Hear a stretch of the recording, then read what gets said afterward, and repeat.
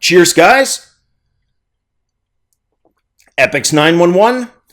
Welcome to the Saturday, April 8th, 2017 edition of VR News. Going to start with a game that really kind of evokes the step-based, turn-based dungeon crawlers of old. The game is called KryptCrawler. And KryptCrawler really kind of looks like spiritual successor to the old granddaddy Dungeon Master. Now, I'm going to go a little anecdotal here for a few seconds.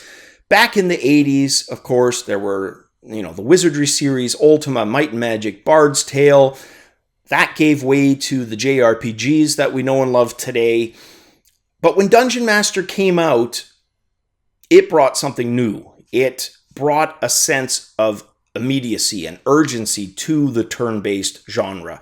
When you would do the step-based through the dungeons, even though they weren't true 3D, they felt like 3D. And the puzzles, everything felt more stressful, more real-time. And in fact, it was a quasi-real-time system that the game used. The problem with the game, like many others successful games, is it waited too long. So it was quickly copied on the PC with the Eye of the Beholder series, which upped the antes to 256 color VGA, basically playing better than the original Dungeon Master. And then by the time a true Dungeon Master 2 sequel actually came out, we'd already had actual 3D RPGs like Ultima Underworld, System Shock, etc.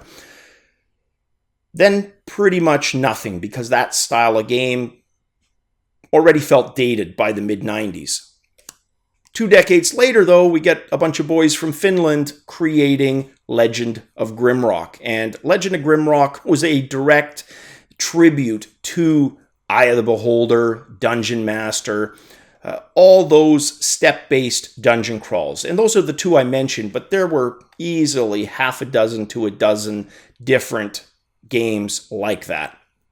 And Black Crypt on the Amiga, another good example of the early 90s.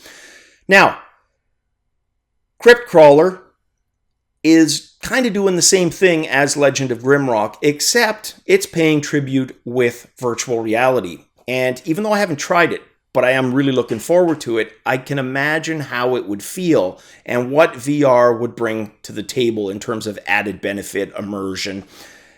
You may think, okay, wow, why would I want to play this in VR? I want smooth movement or teleportation or whatever. This is turn-based. Well, yes, and yes, teleportation could be a natural fit for this.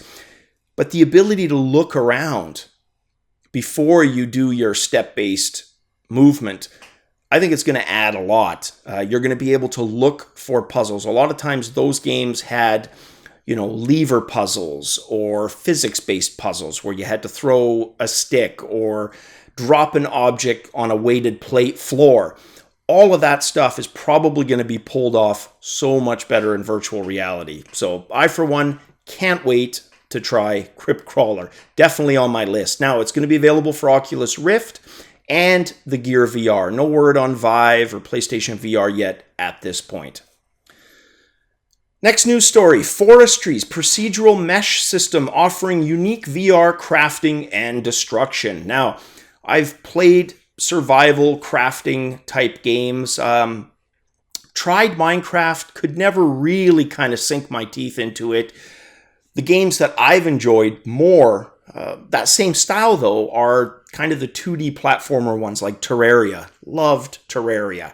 I can still play Terraria now. Starbound, those type of games. Kind of my preference. Nothing wrong with Minecraft or those type of games, just my preference. Now, Forestry is more kind of that style. Don't know too much about it other than they're purposely running with some of the things that are considered bugs in other games, wonky physics, are kind of part and parcel of this game. So coniferous trees that you just hack down to harvest for lumber can go spinning off into the sky and into the mountain range that you see far in front of you. And that's considered par for the course, kind of normal in the game. So yeah, a little bit of twisted humor in there, forestry, carpentry, and you have the game called Forestry. So if that is of interest, check it out. This one is available for all platforms, Vive, Rift, and PlayStation VR. And the big question, so we talked about Project Scorpio the other day. The big question obviously looming is which HMDs are going to work for it. The no-brainer, of course, is the slate of Microsoft-backed Windows 10 HMDs, the ones from Lenovo and Acer that we've heard talk about already. But what about the Rift? And what about the Vive? So a couple of years ago, on stage with HTC, buddies, and of course, Oculus, you could pretty much narrate the same story and say, hey, they supplied the gamepad for the Oculus Rift when there was no touch controller yet. So you could make convincing arguments for both. Is it going to be both, or is it going to be neither? Are we just going to see compatibility with the Windows-based HMDs? I would love to see all of them be compatible. I understand it would be a huge risk and gamble for Microsoft. You'd have stuff like Steam VR, the question of should that now be compatible on Scorpio, competing with our own digital platform. I get that. There's all kinds of ways to work around that, though, without that being an issue. But ultimately, I don't see it happening. I think we're going to be basically looking at the Windows VR HMDs, and that's it. But wow, wouldn't it be something if they surprised all of us, though, and did, in fact, open it up to all PC-based VR HMDs? That would be amazing, but I don't think it's going to happen. Next story, Viveport. According to Richard Steiber, he's the president of Viveport and senior vice president of VR at HTC.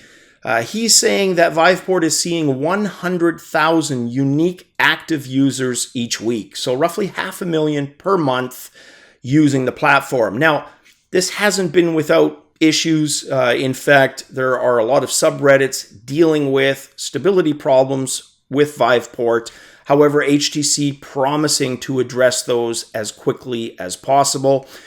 They also state, and this was Steiber continuing, that they hope to continue to add content at the same pace that they've been offering content the last few months since launch. Oh, just one more interesting fact there. So Viveport is available in 32 countries. And if you actually break that 100,000 unique active users down, it's an equal split, 1/3 between the US, Asia, and Europe, which that's a pretty neat statistic to have it split equally that way.